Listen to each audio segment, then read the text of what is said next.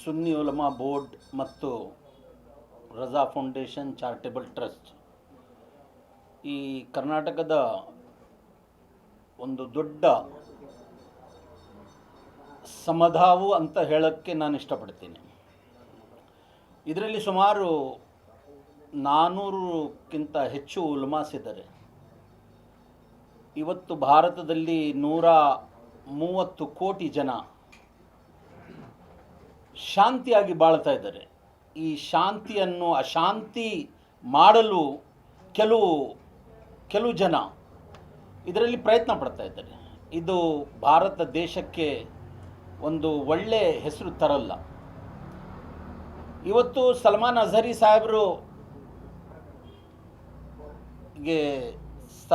ಸಾಹೇಬರು ಮೇಲೆ ಜೋ ಕೇಸ್ ಹಾಕಿದ್ದಾರೆ, ಆ ಕೇಸನ್ನು ATSನವ್ರು ಯಾಕೆ ತಗೊಂಡಿದ್ದಾರೆ ಅಂತ ಕೇಳಕ್ಕೆ ನಾವು ಇಷ್ಟಪಡ್ತೀವಿ.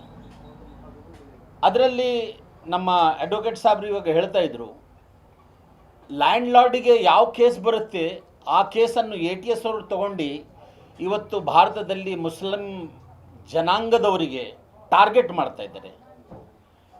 ಇದು ಒಂದು ಎಲೆಕ್ಷನ್ ಪರವಾಗಿ ಮಾಡ್ತಾ ಇದ್ದಾರೆ. ಯಾವ ಪರವಾಗಿ ಮಾಡ್ತಾ ಇದ್ದಾರೆ? ಒಂದು ಷಡ್ಯಂತ್ರ ನಡೆಸ್ತಾ ಇದ್ದಾರೆ.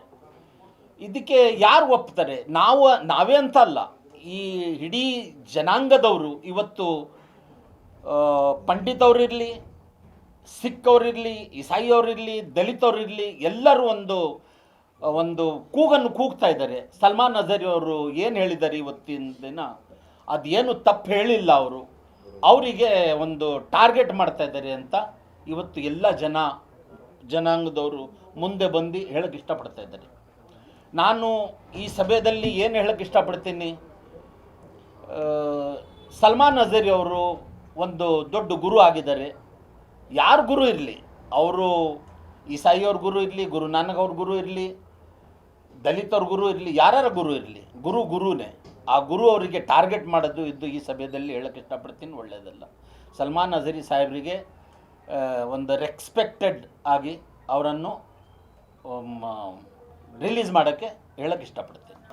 ನಾವು ಮುಂದೆ ಏನು ಸ್ಟೆಪ್ ತಗೋಬೇಕು, ನಮ್ದು 2 ಫೆಡರೇಷನ್ ಇದೆ, ಒಂದು ಸುನ್ನಿ ಉಲಮಾ ಬೋರ್ಡ್ ಇದೆ, ಒಂದು ರಜಾ ಫೌಂಡೇಶನ್ ಇದೆ.